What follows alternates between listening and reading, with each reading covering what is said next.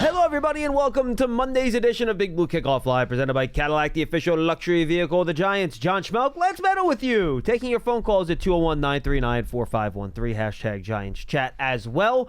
Some news came over the weekend and late last week. We'll get into that. Did there?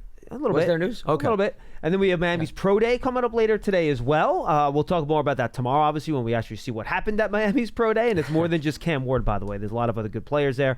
Xavier Restrepo, Damian Martinez, Elijah Arroyo. So there's a lot of different good players at that Miami Pro Day that we should all be keeping an eye on. Lance, how was your weekend, my friend? It was busy. I was traveling. I just got back from North Carolina. Columbia went to the NCAA women's tournament, so they pulled off a victory in the first four. Nice. Their first ever victory in the NCAA tournament. They knocked off Washington from the Big Ten, and then a bit of a wake-up call against West Virginia that pressed the entire game. Full court, a lot of turnovers on both sides, though. They rallied a little bit, but unfortunately fell short. But it was a neat experience. I don't know if you've ever been Carmichael Arena. I have not. Of course, is where Mr. Jordan started his festivities. So it was nice to survey the court. I've been to the United Center, been to Carmichael Arena. Next time I get to North Carolina, I'm going to stop by Laney High School, and then we'll maybe work our way to middle school, because I know how important it is for you to mark off in your checkbook all the destinations along his career that I have visited. Was there a statue there that you could kiss the feet of? No, there wasn't, like actually. That was disappointing. You know, when I went to the United Center, there was a statue obviously out in front. That's the first thing I asked everyone. I'm like, where's the Jordan statue? Got to take, the photo. North Carolina is bigger than Jordan. Apparently. Little did I know. So there's some sneakers, though, with the Jumpman logo on it. There's wall-to-wall coverage of that. But no, there is no Jordan statue, even though it would have made sense given the 82, of him knocking down the jumper. They could have had a Did you go in silhouette. the museum that they have there? There is. The museum, though, is in the Dean Smith Center, which is separate. So I didn't have a chance just because it was nonstop and, the games, press conferences. Did you drop a note that they should rename the Dean Smith Center the Michael Jordan Center or build a statue of some kind? Did you I did find a suggestion throw box? out some hints to the communications department for UNC about the campaign for the Jordan statue. And was it brought up at some point on the Columbia women's basketball broadcast? No, it was not brought up. Really? No, actually, what was brought up is there are two young ladies on West Virginia that have Jordan in their name. So when there was an opportune moment, shocking, there was a reference of the building that Jordan built and how two other Jordans are now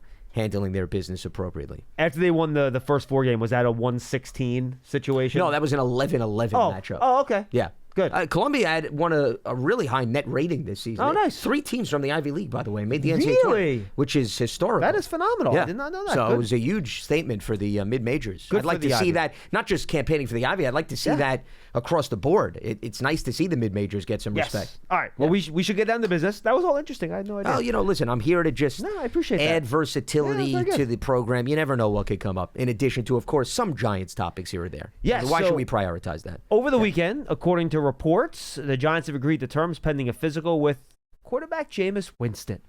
This is something we talked a little bit about last week, Lance, as a possibility. The Giants had brought him in, according to reports. And now, again, pending the physical and signing the contract. None of this is official yet until that happens, and that might happen for a little bit now, so that might not be official for a while. He's in here.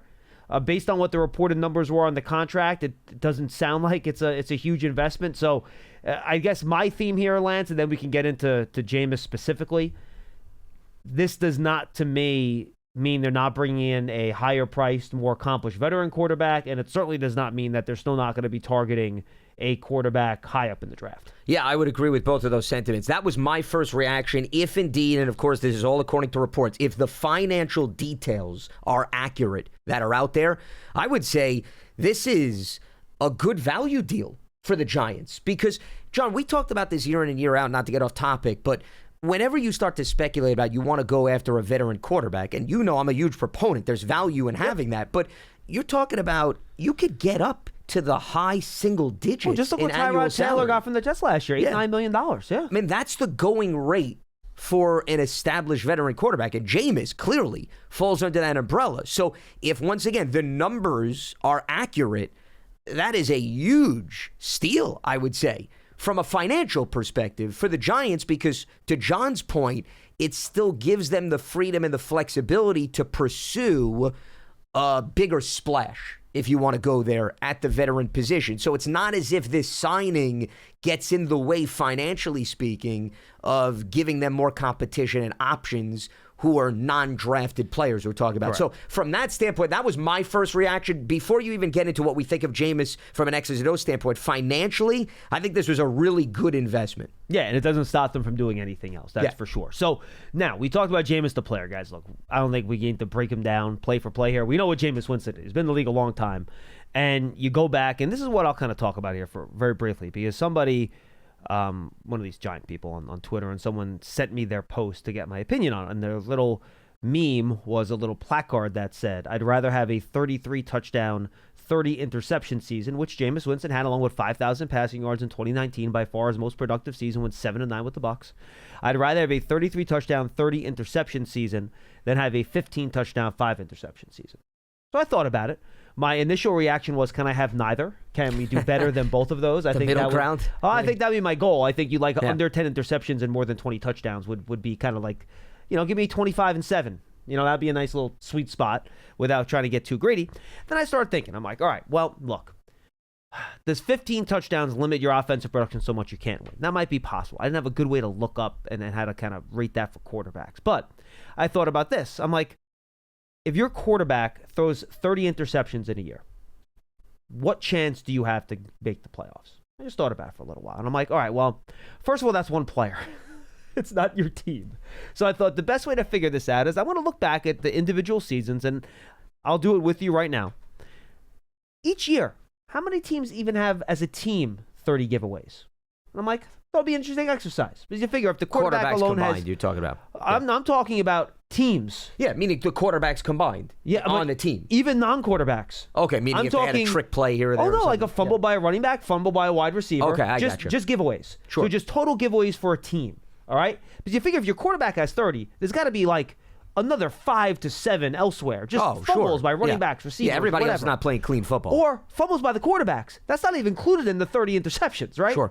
So this is even shooting low, okay? So in 2024, there were 2 teams with 30 or more giveaways. The Cleveland Browns and the Tennessee Titans both had 34. And where are they drafting? You took the words out of my mouth. Okay, I'm sorry. No, thank you. It was at the tip of my tongue. They are selecting 1 and 2 in the NFL draft. Case closed. Last year, let's go to the 2023 season. The 5 teams had 30 or more giveaways. You had the Cleveland Browns with 37, the Minnesota Vikings, surprisingly, with 34, the New York Jets with 33, the Washington Commanders with 32, the Jacksonville Jaguars with 30. Were any of those teams real contenders in the year of our Lord 2023? Well, the only one was the Vikings, right? Didn't they? Or no, actually they took a step back in 23. It was 2022 when they played the Giants and Kirk and the offense went crazy because the defense couldn't stop a nosebleed. And then in 2023, I'm looking up what they did. Things were a little bit more balanced, but it didn't necessarily lead to overwhelming victories. They were 7-10, so not great. Okay, now we're going to go to 2022. I'll do this for a couple more years because I think we learn a lesson pretty quickly here. Only 1 team with 30 or more giveaways. That was Indianapolis Colts with 34. They did not, obviously, were not contenders that year. Then you go to 2021. You had only 1 team with 30 giveaways. Your New York Football Giants.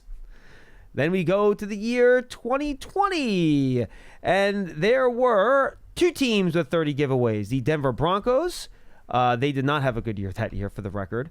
And I believe 2020 was the 149er bad year when they had all the injuries at quarterbacks, I believe, correct? Yeah. So, guys, if you have 30 giveaways as a team, you're not going to be good. You're just not. Might it be more exciting? Might you have some more upside? Might you catch some luck and maybe a bunch of interceptions get dropped? Or you recover your own fumbles and you catch some luck? Sure. Is there some volatility there? Sure. But if you have that many giveaways, you cannot win. You can't win. That means you're averaging 2 giveaways a game.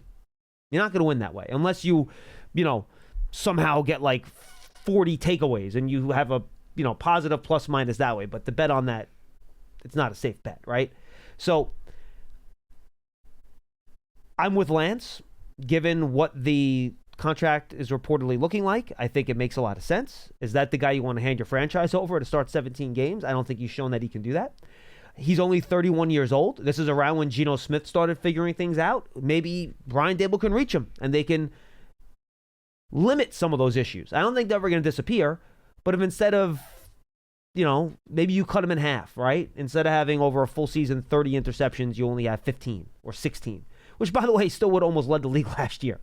Right, I think Sam Darnold led the league with, someone led the league with 17 picks last year, if I remember correctly. I think 17. I think that was the ballpark, yeah. So, if you can get it down to there, does it give you some hope? Sure, but that is something that has to be controlled in one way, shape, or form if you want to be a winning football team. But again, I wouldn't go nuts. I don't think this is your answer. I think this is almost, Lance, the break in case of emergency before the emergency. So they were afraid if, let's say they're in theory, and I don't know if we can't confirm this is true, if they're waiting on Rodgers and Wilson, right? And they don't have an agreement with either one. Maybe they're afraid that Jameis got an offer somewhere else. And him as a backup option was going to disappear before you had a conclusion on Rodgers and Wilson, before you know whether or not you're going to be able to get a quarterback in the draft. So all right, look, even if he turns out to be our third quarterback, let's say, if you draft one high and you get one of the other veterans, that's worth the price tag to make sure we have that in the building. So, frankly, we're not desperate. We're like, all right, well, we got to overpay for this guy. We got to overdraft this guy. You want this guy in the building as a fallback option, as a just-in-case type of measure. Yeah, I mean, you're not necessarily sacrificing your salary cap based on this decision, but you're protecting yourself because you can't roll the dice. What happens if all of a sudden the draft provides developments that you didn't anticipate and you don't even get the quarterback you want? Okay, top two guys might be gone by 3. So then it's Tommy DeVito. Maybe you get a guy in the second or the third round. It's possible, but that may have not been the guy you really wanted. Mm-hmm. Okay, and now if the rookie's not available, then that means DeVito is your most proven quarterback. Are you willing to start him week 1? I don't think they wanted to put themselves in that position. So Jameis at least is a more established starter. Heck, Lance, last year they didn't want him to be the backup week 1. Correct. Otherwise, they wouldn't have signed Drew Lock. So I think that tells us all we need to know, right? Without a doubt. And I think also based on how they're exploring their options right now, I think that tells them all they need to know, as well as everybody else on the outside. So they know that they have to improve that position overall, top to bottom, based on the developments from last season. And they also need to protect themselves in the event that the draft does go according to plan. Who's to say that rookie is ready to go day one? I mean, there's a lot to learn and also a lot to be gained, I think, when you don't rush a quarterback onto the field. So that's why there is, once again, value in having the established veteran. But when we're talking about the established veteran, somebody that could keep your offense afloat and keep your team competitive. And there's different differentials with respect to all of those layers. Few things I just want to piggyback off of what you had to say. Kirk Cousins and Baker Mayfield had 16 interceptions. That was tied for the lead last season, though Baker had that against 41 touchdowns, by the way. Right. So perspective is needed. Kirk was 18-16, but of course, he got banged up, and he also had a very rocky season. I would based say on his health. in this day and age, Lance, you want to have a 2-to-1. Oh, without touchdown any to interception hesitation. ratio. If you don't have a 2-to-1 touchdown to interception ratio, it's not the best. Yeah. Darnold was right behind them with actually 12. Geno was in the middle at 15. So that was pretty much where the numbers were. Darnold had 35 touchdowns and 12 picks. Just 12 last season. Nice. Yeah.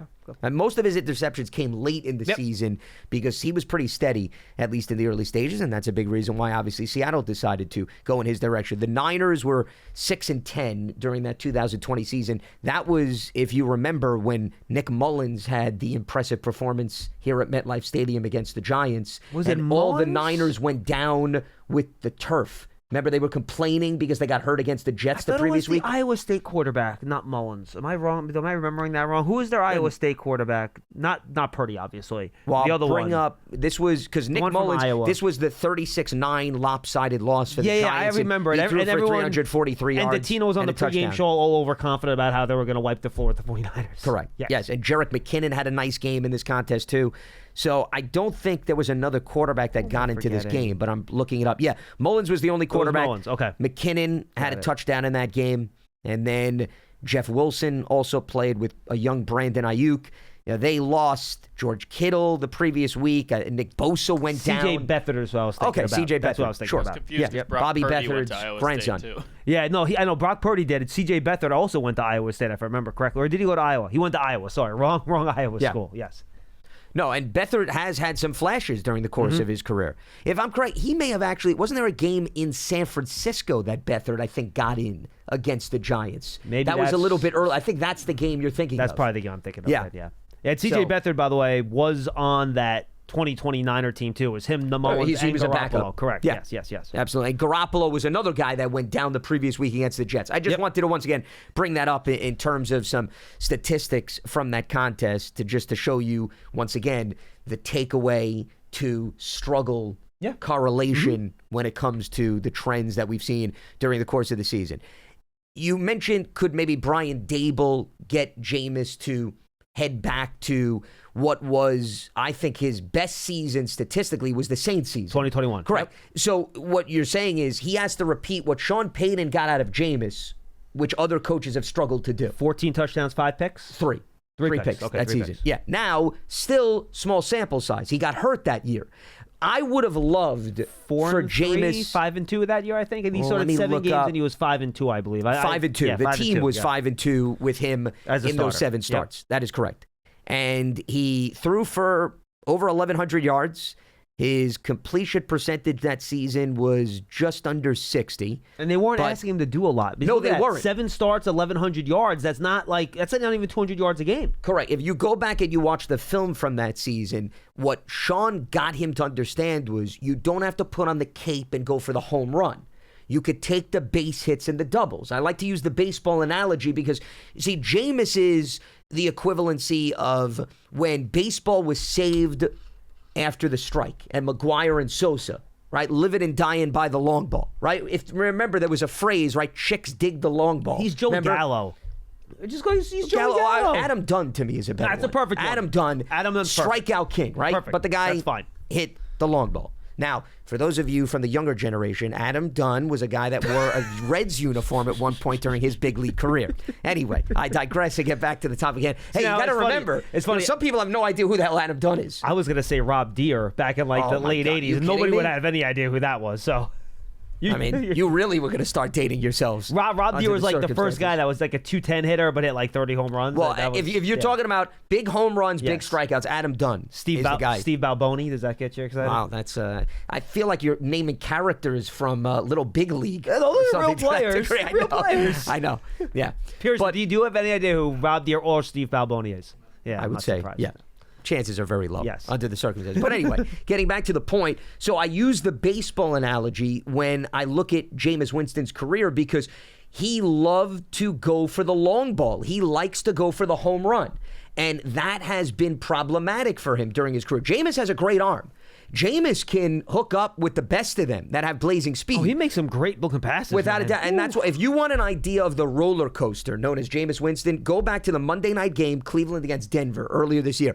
It had the highs of what Jameis could do, Perfect where game. one play, 70 yards touchdown, and then it had the come back down to earth moments. It's funny. We did our That was- reaction. I did the reaction video to Jameis over the weekend, and the first thing I said, it's been a roller coaster of a career for Jameis. I mean, that to me is the best term. Yeah. So you have to understand that, gunslinger is another term that comes up. Now, gunslinger was utilized in association with Brett Favre And John during the Elway. course of his career. Now, those guys are Hall of Famers. Correct. So you got to be careful when you throw out that term. There are some guys that were gunslingers, but did a nice job navigating I think the you gunslinger. I think you have categories of gunslingers. You have like I'm trying to think of a famous gunslinger. Quick. You mean talking about acting? No, just like in history. Who was the guy that was famous for the? Well, that's what I'm saying. You're talking about like acting. Yeah, well, it could be an actor or it could be a real life person. Oh, okay. Well, I was thinking like Clint Eastwood. Yeah, came sure, to mind. exactly. That's what I was thinking. Gene Hackman, Quick and the was Dead. going to be the next one. Was a yeah. good one. Well, they starred together in a few films. Leonardo So- DiCaprio's in that too. It was excellent. Yeah, I don't Quick know and if the I Dead? label him as a gunslinger. But No, I know, but he was a gunslinger in the movie. Okay, well, I was naming actors that at least were synonymous with that label. That's Well, you why. want to go back to John Wayne? That Well, you're that'll be going the correct. quintessential Yes. gunslinger. Yes, But absolutely. yeah, so you have the John Yeah. Wayne category, then you have the Leo DiCaprio level Correct. of Yes, gunslingers. okay. Okay, Now I- There you now go, I'm going, buying what There you you're got it. selling. Yes. So It took a little time, but we got there. not all gunslingers Steelers always hit their targets. Correct. Yeah, They shoot you hit the miss a little building, left, hit, right. Yeah, hit bystanders. Yeah. They're just not very good at accuracy. Deflections. The soundtrack goes all over the place. Correct. In terms of the movie editing. So Jameis, has had once again his ups and downs, but 2021 is the 7-game sample size to look at, which proves coaching did help him understand that. But once again, with him getting hurt, you just wonder, was the law of average, John, that season eventually going to come back into play, or was that just going to be an outlier of a year? I don't know. We can't answer that because there was half a season still to be played. I felt bad because I thought Jameis could have been a special season for him. I really would have liked to see the completeness of that year. We just unfortunately will never know. The other thing that stands out to me, and I love to tell this story, for those of you who have watched Hard Knocks over the years, there was one year that the Bucs were on Hard Knocks, okay? And this was the year where Jameis was the starting quarterback and Dirk Cutter was the head coach. I feel like I need to watch the AFC North one from this past year now. I have not watched it yet. No. And I've watched that every year. And he's actually on there too. That's right. That's why I need to watch it. I have not. Sure. I've watched it every year. I just never got to it this year. I'm going to have to do that now. Yeah, and you see Jameis's personality. Once again, he's built for a show like that because I will say this, regardless of X's and O's, there will never be a dull moment this season if Jameis does get his fair share of snacks because he's pure entertainment. Whether it's on or off the field, I mean, the man knows that it's sports entertainment. He fully understands that and embodies that. Now, I know fans want to be entertained with the wins more so than the ebbs and flows of what happens on the sideline. But the man has a personality. You at least need to give him his due from that standpoint. But what I was alluding to is, so a few years back, the Bucs were featured on Hard Knocks, and there is a great give and take and back and forth between Dirk Cutter and Jameis. And you could probably find this on YouTube. And he calls Jameis into his office, and this is during training camp, and what he's trying to explain to him, he goes, Jameis, we got a lot of weapons around you this season. We got a much more respectable defense. The onus is not on you this year, that you have to feel as if you have to elevate everybody, or you have to, once again, I like to use the term, put on the cape, be a superhero. And Dirk was explaining this to him. And, he was trying to get him to digest the fact that it's okay to take a 10-yard completion as opposed to a 40-yard bomb. And that, to me, is the perfect conversation that I love to bring up because that's the fine line that Jameis has walked throughout his career. Do I go for the home run? Do I play it safe? And that's what, to me, has defined his career. You got Wild Bill. Wild Bill's another good one. Wyatt Earp. Wyatt Earp. Yes, okay, Kevin Costner. Doc Holliday, obviously. Billy the Kid. Jesse James, who was the famous criminal more than gunslinger. Sure. And all these have been made into movies. Annie Oakley, who's actually from my town in Nutley, believe it or not. Oh, really? Yes. Wow. Look, the more you know. Annie Oakley. Is there a statue of Annie Oakley? No, but there is a restaurant called the Oakley, though. Okay, and that, I'm assuming, is after the fact that... Yes, I believe that's correct. Okay, gotcha. Have you been campaigning for a statue? No, I have you not. taken up that cause? I don't have at the local town I don't have meeting? any much knowledge or love for Annie Oakley. I just know that I she didn't is know from whether or not Nutley. You were passionate. Okay. No, I'm not Gotcha. passionate. All right. Martha Stewart, also from Nutley. She actually went to the same elementary school as my daughter.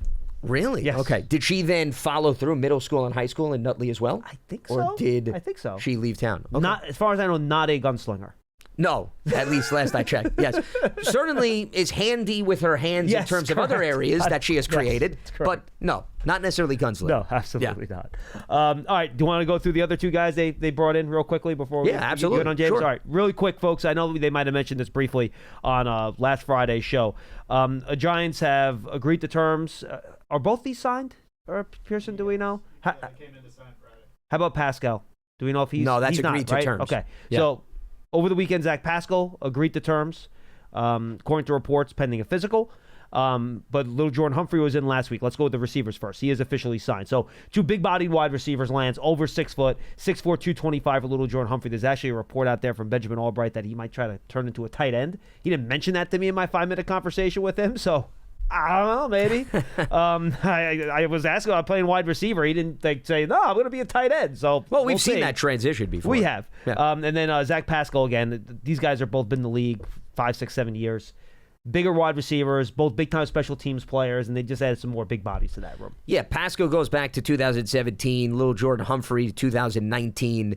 So these are veterans who are, like you said, taller wideouts. You got Pascal's at 6'2", Jordan Humphrey is at 6'4". And both well over 200 pounds. Yeah. They're So, well-built they guys. got a frame to them. And listen, you need diversity in the wide receiver room. So I don't think this is necessarily a duplication. Remember we talked about that a lot, that they had, crafty, smaller guys. Well, this is not something that the wide receiver room had an abundance of last season. So these guys, they'll come in, they'll compete, and we'll see how things play out. I mean, clearly, if you look at the numbers game, they're not keeping all of these guys on the 53-man roster. Yep. It's just there's not enough spots. The interesting takeaway that I had also, and it's a small world, Mike Groh, who is the Giants wide receivers coach, he was with Pascal in Indianapolis for 2 years, 2020, And that's when Pascal got most of his playing time. Correct. And I wouldn't dismiss that because, what happens a lot in free agency, In fact, John? he had double-digit starts in a couple of his years in Indianapolis. I think he had 12 starts one year and 10 starts the other, if I recall properly. He had, he had 13 starts in 2019 with Indy. He had 14 in 2020 and then 13 in 2021. Wow, so 3 years the in a row. last 2 years, though, was with Mike Groh. Got it. So I think that familiarity component could very well play a role. Speaking of that, one other thing that I forgot to mention that I wanted to bring up, Ken Dorsey was the offensive coordinator for the Browns last season. Now, why is that interesting? Dorsey worked under Brian Daboll. Now, Joe Shane was there too, but I'm focusing on the staff. He was the QB coach in Buffalo. That's a good point. Okay, so the reason, once again, I'm bringing this up is it's not to say, Jameis is going to have a great grasp of the Giants' offense. I'm sure a lot of things have changed, but I guarantee you, Daboll picked up the phone and said, hey, Ken, what was it like working with Jameis last season? Okay, what was he like in the quarterback room? Same thing with Mike Groh being able to weigh in. Let's bring in Zach Pascal. Why? Because when he got X amount of snaps in the 2 years I was with him, he showed something was there. Let's bring him in. Let him compete. And same thing for Victor Dimukeji, who they brought in, an edge rusher. I like the build-up you did to that last name. I was making sure I had it right in my head. You really sold it. The audience, too. Wasn't sure where you're going to go. Please, I didn't want to interrupt you. That was intriguing. Yes. Okay. I just want to make sure I had it right. No, it was good. I liked it. There was a momentary pause. Victor, dramatic pause. Yes. Dimukeji. There you go. Rolls right off the tongue. Yes, no problem. You practice. So a little bit bigger, 6'2", 260, much like Chauncey Golston, who they brought in earlier in free agency. 8 starts, but he was coached by Charlie Bullen in Arizona. So there's a connection there. Again, he's a bigger edge. He can set the edge against the run. He can play a little 3 technique and rush the passer on third down. So it gives you another pass rush in those situations. The thing that intrigued me about him, he's got 33-inch arms. So even though he's only 6'2", he's got long arms. So that's good for leverage. And the last 2 years, Lance, he had over 15% pressure rate on his pass rushing, which is a really good number. Got home with limited opportunities. The volume wasn't huge, but in his opportunities, he got pressures a pretty good percentage at the time. So, the best pass rushers are like 18, 19, 20%. So he's not far from there. Like a guy like, Thibodeau, I think was around 10% last year, just to give an example, right? So I think there is some pass rush upside there in terms of ability to get to the quarterback. He's a smart guy. He went to Duke. The first interview's up there now. You guys can go check it out on the website, on the YouTube channel. Same with little Jordan Humphrey, by the way. But I think he's another guy that can add to an edge room that, it makes it less imperative to have to draft one now. Is he going to, we have a great guy here we love. Well, we signed Victor Dimukeji. We're not going to draft a guy anymore. I'm not saying that. But it gives you less of a depth need at that spot. Now where you got Thibodeau, you got Burns, you got Dimukeji, you got Chauncey Golston, Tom and Fox came back, so you're feeling a little bit better about your numbers in that room. Yeah, I look at Golston to me as the third guy 100%, in the equation. Absolutely. But Golston also is an inside-outside guy. So on plays where you move Golston inside, there could be an opportunity for somebody else. It's interesting. You're bringing up the pass rush numbers. He reminded me a little bit of Azeez Ojulari getting home, right? Because Ojulari was like that to a certain degree. I'm not saying exactly. I think Ojulari is a better pure speed, like twitchy pass rusher than Dimukeji is. No, but I guess what do you know? I don't know offhand. Do you have the number, the equivalency to Dimukeji? Yep, about the 15% getting home. Give me 2 minutes. Ojulari, while you look that up, remember he was another guy that battled injuries, so there would be years where he didn't play a lot, but he got home a lot. So Dimukeji reminded me of that. But you look at his experience, he hasn't played more than 37% of the defensive snaps. That was 2023 when he did have 4 sacks. Yeah, I'm not trying to make him out to be some like full-timer. He's a part-time. I'm just giving more numbers for the audience to further understand that. I'm actually very happy you did, because I should have said that. Yeah, but I guess once again, when you brought up the pass rushing percentage, I vividly remember Ojulari being high for somebody that didn't have an overwhelming amount of snaps. And when I was looking up the ins and outs of Dimukeji, he was at same thing came to mind. So I'll go back lower? 24, starting at 24, going back to his rookie year, 11%, 10%, 13.5%, and then 10.5%. Okay, so the 13.5% was his highest. Yes, that was in his second year. That correct. was his second year. Okay. So you would argue Dimukeji less time than Ojulari, but still in that mid-teen area is where Ojulari at least ended up in terms of his peak. I'm talking about throughout his career. So, this is a little bit of a buy low and maybe get a high reward type of addition. Thibodeau, by the way, is 10.8%, 9%, 11.7%, just to give you an idea of where those numbers sit. Now, in fairness, though, but Thibodeau, if you look at the snap rate, compared to Dimukeji, it's on opposite ends of the spectrum. 100%. So that's just at least important to note from that standpoint. Yeah, and his PFF also his win rate, where they give like more of a lean towards sacks and quarterback hits than hurries, where it counts more in the formula. And that was always at 14.5% for Thibodeau last year. So depending on how you want to count these things up, it's always a little bit different. All right, let's get to the calls. 201-939-4513. A lot of good stuff right there in the Giants Huddle podcast. Is Edholm up yet, Pearson, or not yet? Not yet. All right, Eric Edholm will be coming up later on today. Interviewed him on Friday. His top 100 is up on NFL.com. Always one of the best draft analysts out there. So that'll go up this afternoon. Late last week, I'm having a blank, Pearson. What the heck did we put up at the end of last week in terms of huddles? Chris Board and Roy Robertson Harris. Yeah, the interviews. Then we had one other long form interview. I'm trying to remember what it was. Must have been that memorable. Dude, my head is shot. I know, same. We had Baldy, Board, Robertson, Forsyth, Hudson, draft season. Okay, so I didn't write it. Figure. Okay, so it's the Baldinger one that went up there. Yeah, which we talked about last week. So Baldinger breaks down all the Giants free agent additions. It's a lot of fun. Make sure you go check that out. And Giants Huddle Podcast, by the way, is coming your way tomorrow. That's always up there as well. Just search for it on your favorite podcast platforms. Giants app, giants.com/podcast. All right, 201-939-4513. 3 calls, all on the quarterbacks. Let's go to Jason in New Haven. Will lead us off. Hey, Jason. Hey, what's going on, fellas? What up? I'm good, man. Thanks for taking my call. Yes, sir. Hope you guys are doing well. Just quickly, I like the Jameis Winston signing. It appears that the contract, from what you gentlemen were saying, is a backup. If I'm Shane and Dable, I doubt they're going to put their careers on the line with Jameis as a starter, but just somebody to add to the quarterback room, I don't see the big deal. It's someone you can trust to play if you have to, Jason, and that's the point. And has a lot of starting experience. Yeah. Absolutely, and I like it. It adds some talent and depth to our quarterback room, which we didn't have. I have 2 questions for you guys as far as the draft is concerned, and I'll take it off the air if you guys want to respond quickly. Yep. I mentioned it a few weeks ago when I called, and I know that he's probably not going to be taken, probably in the first. Well, I can't even say that because we all know that quarterbacks get overdrafted. That's just, what fans may think of a player doesn't necessarily mean what a team's draft board necessarily thinks about that player. I think we can all agree to that. Sure. Granted, we took Daniel Jones 6th overall. So I keep coming back to this one player, and I'm interested in what you guys say.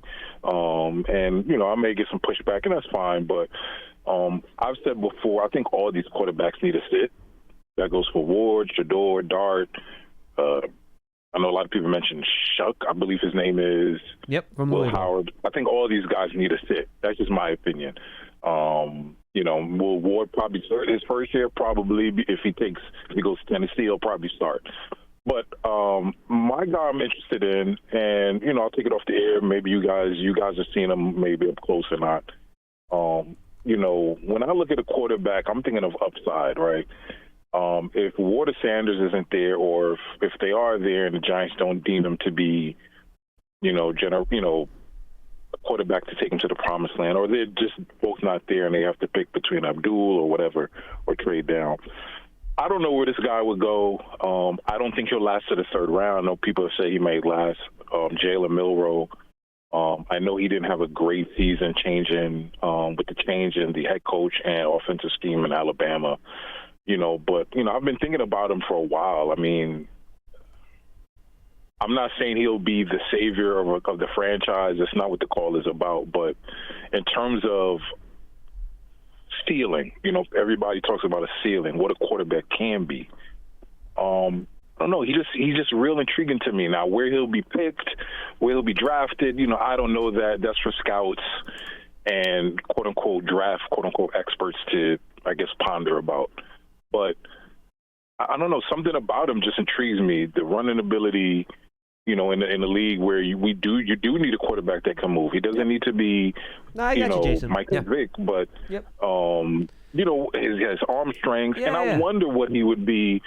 I wonder what he would be to sit here with Dable and Winston. And I don't think we're done with the quarterback position. I don't have no firsthand knowledge of that. But I think they're still holding out on Rodgers or Wilson. That's just my personal opinion. I wonder what do you guys think of him as, like I said, I'm not saying he's the guy to turn your franchise around. I know he's probably not going top 10, top 15. No, of course not. Probably not even top, probably not first round. But I'm interested, what do you guys think of him as somebody that would sit a year under Dable, maybe sit a year under two vets, and see what you can get out of him? Because he does have, if we're talking about traits and ceilings, I think he has the most ceiling out of all these QBs. So Thank you, Jason. I'll call off the air, fellas. Thank you. Appreciate it. All right. Look, I think you hit it. I mean, if you want to look at he's an unbelievable athlete. He's one of the best athletes in the draft, regardless of position. Yeah. You watch him run, it is beautiful. He's a really good athlete. He's fast. From all accounts, a really good kid. Just like an A-plus human being. Works hard, smart, all that stuff. With all that said, it's going to take some time. I would compare him and a faster runner, but not as good of a thrower as Jalen Hurts was coming out. You look at Hurts' last year at Oklahoma. He was almost 4,000 yards for Oklahoma that year. Now, there were things he had to work on, like anticipation, throwing over the middle and stuff like that. But at least I think Hurts had a higher level of accuracy than Milroe had, and that's what I think the worry is with Milroe, right? He's very all over the place in terms of his accuracy. This mechanical stuff he has to work out, just being more consistent as a thrower. That, to me, is 1 or 2 years on the bench where you have to really work with him. Could he develop into the best quarterback in this whole class with his physical tool set? Absolutely. He has everything you want from a physical tool set perspective. Smaller hands, not as tall maybe as you want, but everything else he's got. So 34 might be a little rich for me. I don't know if he's going to get to that top pick in the third round. I think that's the range for him. Probably between Lance, I would say picks 50 and 70. I'd say put him in that area. Probably is where he'd get picked in this draft. But yeah, look, you want to pick him and you want to try to develop him over a couple years with his skill set and his personality and all that stuff. Same thing we heard about Hurts. You're such a type A personality, great dude coming out. Same thing we hear about Milroe. I would have no problem going about your business. Just understand, I don't even want him to be your backup in year one. Like, he's like your third string developmental guy in year one. I do not want him seeing the field in his first year. Well, if they bring in another veteran quarterback and they have Jameis already on the roster, I mean, if anything, he would be probably the third string quarterback, assuming, of course, they'd keep 3 on the roster, and then Tommy DeVito would be in a precarious spot based on those circumstances. So, I mean, I could see that playing out. It makes sense. But I think your expectations need to be a little bit realistic in terms of when and if he can make an impact. I mean, you brought up Jalen Hurts, and I just looked up the numbers to confirm. Jalen with Oklahoma in 2019, because remember, he wasn't necessarily the full-time starter in his last year at Alabama. He had Tua Tagovailoa there. He completed nearly 70% of his passes. So, I mean, that is a number that is glowing. Yeah, 3,800 yards, man. Yeah. Whereas you look at Milroe, and the last 2 seasons, because he barely played in 2022, 65%, and then it went down to 64% this past season. Not saying those numbers are terrible. I remember, look at Josh Allen's completion percentage at Wyoming. There are so many quick passes in college, that pad those stats these days. And once again, it's based on the personnel around you, what type of throws. I'm not naive. And Allen I bring up because Allen was with Dable, and Allen did make the rare improvement of taking the struggles in college and making them disappear. But that doesn't happen And it took him regularly. a couple years, by the way. Correct. But that's also an extreme outlier. Mm-hmm. So when you do have somebody who you need to show improvement in terms of their accuracy and their decision making, you have to be reasonable that could take a few years. But here's the other thing, John. Josh Allen played as a rookie, okay? So he was able to work those issues out in real time. If you're going to draft Jalen Milroe and there's questions about accuracy and you're going to store him on the roster, how are you going to be able to monitor this improvement in accuracy if he's not going to get those at-bats in real time in a football game? You know what I would look at his developmental cycle and compare him to? Jordan Love. Where Jordan Love came into the league, he was very raw, but he was checked all the boxes physically and all that stuff. Now he's behind Aaron Rodgers. It's a little bit different. It helps. 100%. Yeah. And you have the luxury to store him, given Aaron is your starter. Right, and the other problem with that is that as soon as Jordan Love became good and like, oh, yeah, we got our next franchise quarterback, they gave him a contract pretty much right away.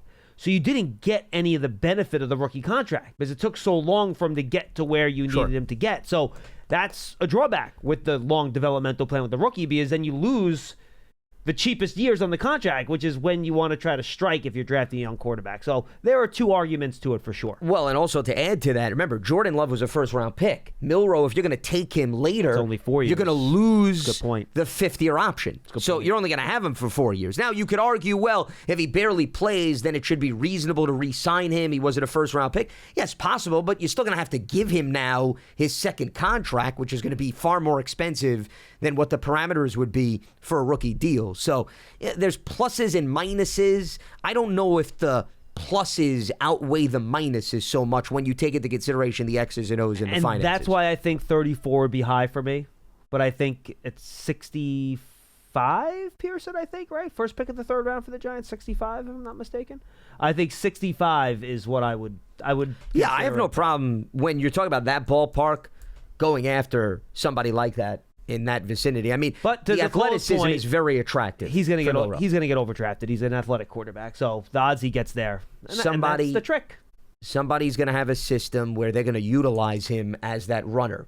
I guarantee you, and they're going to think that they could plug him in. Probably the Eagles. Well, hey, 65. 65. It's funny you brought up Jalen Hurts, and even Howie Roseman tells the story. When they drafted him, they didn't even think he'd be the starter. They had Carson Wentz, and then all of a sudden, Carson took a step back and, had some issues in terms of, how they were going to utilize him. And then all of a sudden, Jalen comes in and runs with it. So you never know. But yes, it wouldn't be crazy if a team like Philadelphia went after an athletic quarterback again like Milroe. Yeah, the best spot for Milroe would be drafted by a good team that has an incumbent starter that he can develop behind with no pressure to get on the field quickly. Well, just thinking out loud, like Baltimore to me would be another great fit. Perfect. Would it not?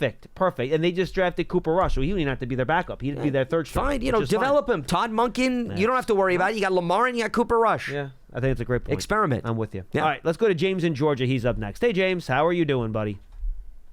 I'm all right. What's going on, guys? What's up, man? Nothing much. Y'all hit on a lot of topics today, and I was going to bring up the Jameis Winston stuff before it broke last time I called, but I got hung up. I got disconnected, and so y'all hung up on me.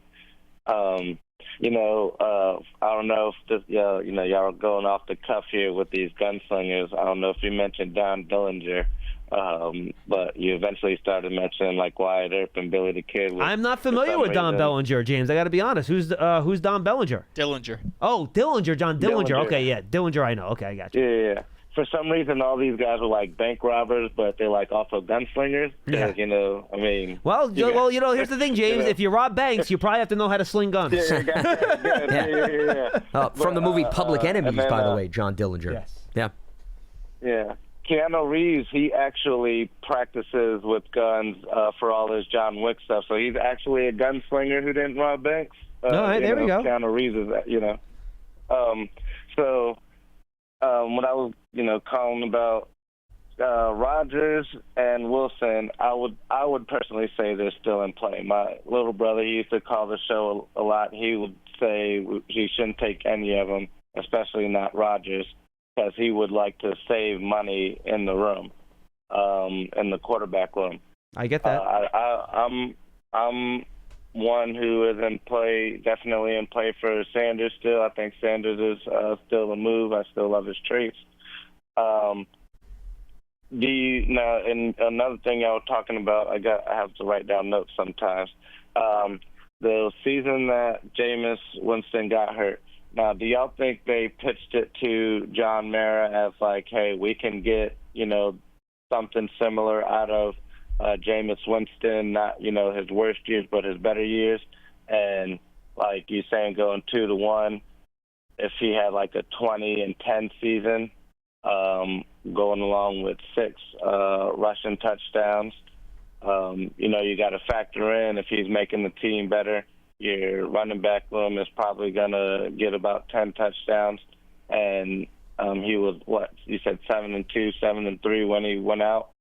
If he went 20-10, like I said, with 6 rushing touchdowns, if he can get it, if they sold it as he can possibly get us to 10-7, and a scenario with Wilson being taken by Cleveland, Rodgers goes to Pittsburgh. Now you just have Winston. You know what I'm saying? You just have Winston in your room. You have Jameis Winston, a rookie, DeVito, and you sign a camp body. Do you save the money at the quarterback position for future years, or do you make one more move this year to improve the roster? Well, James, here's the thing, James. Like, even if it's a veteran, it's only money for this year, and there's really no one left on the free agent market that you would spend the money on anyway at this point. So, to me, this isn't as big of a financial deal at this point, because it's not like there's anybody else in the free agent where, well, if you don't sign a quarterback, I'm going to go sign this great offensive tackle. Like, those guys aren't, they're not there anymore. Yeah. So they were already been signed. That's why at this point, I don't have a problem. If you want to spend the money, go and spend it. If you want to get better for this year, I don't have a problem with that, as long as you're not eating into next year's cap with a multi-year contract and things like that. You want to clean next year so that you could theoretically take advantage of a rookie contract. And I would think Rodgers or Wilson, you're talking 1-year deals, maybe with incentives. Or if it's a 2-year deal, it's one you can get out of after. Because there's an option of some sort built into it. Yeah. Those are not going to be long-term deals that are going to bottle you up. Yeah, I like Wilson just for the room better, and he's probably going to be a little bit cheaper than Rodgers as well, so you're still not, I know they already have money allocated for whatever player, and signing Jameis Winston didn't knock into that at all. But I still myself would, both of them are still in play, but I would like to have Russell Wilson over Rodgers at this point. I would like to just say, hey, Wilson, we're not going to wait anymore. We need to start getting you the playbook, blah, blah, blah. Let's get a deal done rather than wait on Rodgers, Zen retreat. Hey, remember though, James, but James, just real quick, they might have said that to Russell Wilson, right? And he's like, no, I'm good. I'm going to wait. Like, who knows? This is very true. This is true. That's true as well. And I know I never really watched any of the other Hard Knocks because they've never been about the Giants, and the only Hard Knocks I've actually watched was the Giants fan. But I seen the Hard Knocks yesterday, like the NFC North, and I turned it on because James was on it, and I seen that interception that he threw on a screen pass against the Browns one week, and against the Broncos. I said it was against the who? The Broncos. He's on the Browns, so. Yeah, he threw an interception on a screen pass to when they were paying. Did I say the Browns? Yeah, you said the Browns. That's why. Oh yeah, okay. So I think he was playing the Broncos or something. Anyway. I almost lost my sugar honey iced tea when I seen. I said, if he ever does that. I mean, listen, that's Jameis. James, yeah. I mean, thanks for the call, bro. Yeah, I appreciate the phone call. I mean, listen, that's Jameis. It's well documented. There's going to be some wow you moments, and then there's going to be some moments where you're like, oh, maybe should have thought differently under those circumstances. But, I mean, that's not anything stunning. The Giants know that. Any team that was evaluating him knows that. I think what you also need to understand in terms of, the level of urgency, Aaron and Russell Wilson may be saying to themselves, we're willing to even wait out till the draft. See if teams get who they wanted, and then all of a sudden you could drive up your value or price, John, because now a team missed out on the rookie and needs you more. Of course, the risk is that those teams find the quarterbacks they want, and then there's always that. Uh-oh. Yeah. But, I mean, once again, I don't know what Russell Wilson and Aaron Rodgers are looking Neither for, do I. and I don't know whether it's prioritizing going to a team that can compete and try to win a championship this year. Is it you want to just get a starting opportunity, John? Do you want this to be your last hurrah? There's a lot of different things that are going through their minds. I don't know. I don't know either. Aiden in New Jersey's up next. Hi, Aiden. So I got some Jameis stuff, and then about adding another quarterback. All right, let's get to it. Yeah, sure. So I really don't understand this signing, especially with inconsistencies. I know what you guys said about he's probably going to be a third quarterback, especially Winston's getting 2 years, $8 million. I personally don't like that because they probably would be the third emergency quarterback, and you're not seeing action at the tail end of a blowout, and I feel the rookie should get some. And then, Aiden. We didn't say Jameis Winston would be the third string quarterback. We said Jalen Milroe could be the third string. Winston would be the backup. Yeah, Jameis would theoretically be the backup quarterback, depending on who you're. Well, again, it all depends who the veteran is and who the rookie is. I wouldn't stress about that yet until you know who else is on the roster. Yeah, it's hard to understand the mathematical equation because we're operating with the land of the unknown. But and again, 10 snaps at the end of a blowout isn't going to move the needle for anyone anyway. Well, but also, the way that I would think about it is that they could very well keep 3 quarterbacks on the roster this year. Sure. That's not crazy. 100%. You have 2 veterans and a rookie. Yeah, and then the other thing is I think Russell Wilson's the best option to sign. I think there's a lot of things. I think it's not a great free agent class. I'll say what I like and dislike about him. I have some numbers. I think he's smart, tough, dependable, like Brian Dable says, and he's a good mentor and for a rookie quarterback, and he doesn't turn the ball over. Mm-hmm. But I have some numbers based on last year that concern me a little bit. Sure. First, with the scoring, the Giants averaged less than 20 points a game last year, and in Russell Wilson's 12 starts, including the playoffs, the Steelers averaged 22.5 points, and that's a bit inflated because they had like a game of 40. And then the other thing is Russell Wilson last year, the distance of him throwing, he had 1 touchdown pass in the regular season of 30 or more yards in 30 or and then 2 in the playoffs, and his long pass was 46. And I feel like he got to throw down the ball down the field more. But Aiden, time out. Do not worry about Russell Wilson throwing the deep ball, dude. That's all he does. He loves throwing the deep ball down the sideline. Don't worry about that.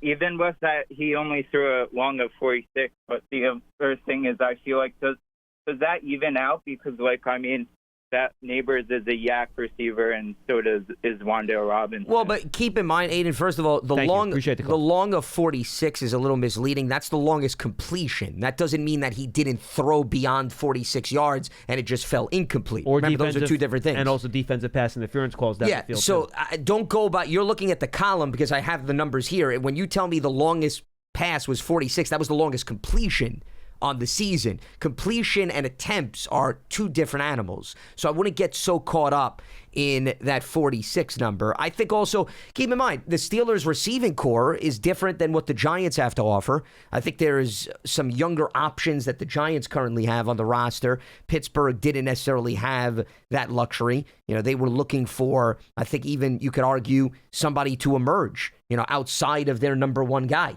So the depth was a little bit different. How much chemistry did Russell Wilson have with some of those receivers outside of their top guy? You also need to ask yourself that. I would not, once again, be overly concerned. And you could argue also, that's the attractive option as to why Jameis, they may have wanted to take an opportunity to bring him in because Jameis loves the deep ball. Mm-hmm. There's not going to be any concern that if he gets his opportunities that he's going to all of a sudden shy away from throwing deep down the field. And if you need more explosive plays, the way you go about that is you have somebody that's willing to throw the ball down the field. Yeah, if anything, you look at Russell Wilson's career, it's the intermediate stuff in the middle of the field that he has trouble identifying sometimes. From that, 5 to 15, 8 to 20 yard range. Because of his height, getting over the line and seeing guys in the middle of the field. That's the area of the field that I would have a concern with. Going off script in terms of him, running around in circles and maybe waiting for something to come to fruition when something was there that you should have took a little bit earlier in the possession. I mean, that's the other thing that at least has jumped out to me about his career. Look, he loves throwing the deep ball, though, so don't worry about that. He throws one of the best ones, his moon balls. He just puts great touch and air underneath them, and he gets completion. So don't worry. Aiden, there are things to worry about. Do not worry about Russell Wilson's ability to throw the deep ball. Don't worry about that. Lou in Pennsylvania is up next. Hi, Lou. Hey guys, how you doing? Good. I'm going to just say something a little different. I kind of like the Jameis signing because you have a veteran.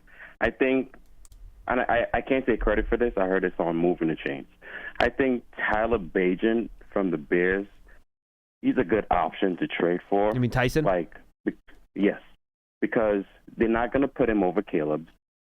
We don't want this coaching staff to pick the new QB just in case they're not here next year, where a new coach is tied to whatever QB we pick this year.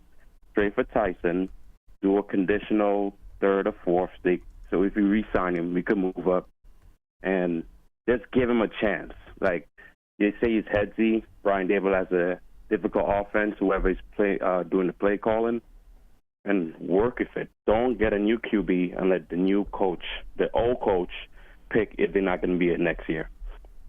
Second, I think like Travis Hunter might be a better option, or somebody good in the middle of the line to help Dexter Lawrence. that could just be here for a few years and draft big O-linemen. Like we don't draft like too much swing, because look what Philadelphia is doing. The average line is 338 pounds. We need big players to stop the best team in our division, and that's what I think they should do in the O-line. I'll listen to your answer over here. No, thank you, Lou. Look, I get where you're coming from on the quarterback thing, but I'm still of the opinion you pick a quarterback 1 year and you decide you want to move on, just move on. Like, just treat it like you would any other position. Don't wrap yourself in on one quarterback no matter what. Look what does anybody care now that the Cardinals gave up on Josh Rosen after 1 year? Nobody cares. Nobody cares. All right? So, if there's a quarterback there and they like him, you pick him. If you think it's worth the pick where you're picking him, you're going to get the production that you think is worth that selection, you pick the player. Don't worry about having to switch out or whatever. Look, you want to bring in, like the type of player you're talking about, a backup for another team. I think a conditional theory would be crazy. I mean, I don't think he's shown enough in his playing time to warrant that. But, and again, property of the team, we can't really talk about the Giants acquiring a player. That's on another roster. But, yeah, look, I get his theory and where he's coming from, Lance, but if there's someone in this draft that you like, you pick him, and then you figure it out from there. Yeah, I mean, just real quickly, I like Tyson Bagent. I mean, once again, this is all speculative here. I think he's a really solid backup quarterback. I think he's taken advantage of his opportunities. I mean, my counter to that is, and we've heard the Joe Milton rumors, John, we get calls all the time. What no one ever answers is, why would the Bears want to trade Tyson Bagent? What is the advantage of them getting rid of him at this stage? He was an undrafted player in 2023. Caleb Williams is far from a proven commodity. If I'm Ben Johnson, you've developed Bagent over the last 2 years while you haven't been with the organization. He's not costing you a lot. He wasn't a first-round pick. Why should the Bears part ways with him? The only other guy they have on the roster, John, is Austin Reed. That's what I think. When a lot of you come up with these different concoctions, I don't think you're looking enough at why should the team that has the quarterback be such in a rush to part ways with this young quarterback who's not a huge burden on the cap? That's what I don't understand when we come up with these situations. Yeah, I think he's a good low-cost backup for them, right? Yeah. So why would you, once again, I get it. If you're create another void for if yourself? You're overpaying and you're offering like a third-round pick, I would get maybe why you would want to do that if you're the Bears. But yeah, I don't have a huge. I mean, they don't have a proven option. God forbid Caleb. And once again, Caleb is not played in Ben Johnson's system. Once again, I'm not saying the Bears are giving up on him, but this idea that you shouldn't have insurance for Caleb Williams is absurd to me. That's more of a reason why I would not part ways with Bagent, considering he's young and he has some starting experience and a really good arm for a guy that came out of Shepherd College of all programs. So that's why I wouldn't necessarily entertain that. In terms of big offensive linemen, sure, I would agree with that philosophy. I don't know how aggressive they're going to be, though, at the offensive line position, given who's currently on the roster. But, John, you and I have talked about, I think there's room for them to draft a big guard if they want to go down that road. So I'm totally fine in terms of adopting that. And if you want to say, hey, you want a guy with certain parameters based on what the rest of the division is doing, I absolutely can buy that. I think that makes a lot of sense. You need big, talented people up front to win. It's that simple. Lance, good stuff, my man. Absolutely. For Lance Medow, I'm John Schmeelk. That's Big Blue Kickoff Live on this Monday. We're back at 12:30 the rest of the way. We're going to start doing our Pro Day stuff over the next 3 or 4 weeks. We'll try to get Miami on tomorrow because Cam Ward's going to throw in about an hour or two. And then we'll go from there. Fewer this year than usual. I think we tried to pack too many in. Want to make sure we give you guys a chance to call in, give us a chance to talk about the teams and the players and such. So just keep your eyes open. We're going to start with Miami tomorrow. Hopefully, Tino's working on booking somebody now, and we'll go from there. For Lance Medow, I'm John Schmeelk. That's Big Blue Kickoff Live presented by Cadillac, the official luxury vehicle of the Giants. We'll see you on Tuesday.